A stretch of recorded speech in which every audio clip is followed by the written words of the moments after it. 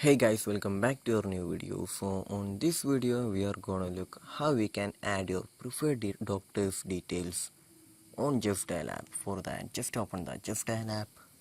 So after opening the app, here we just need to go to the profile option on the top left corner. Just tap on the top left corner, and then we just need to tap on the icon on the top left corner.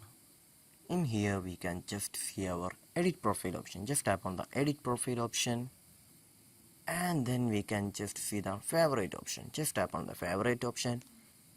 Just below that we can just see the doctor option right there. Just tap on the doctor option. After that, once again, just tap on the favorites option right here, and then tap on the doctors option. In here we can just add your preferred doctor name right here.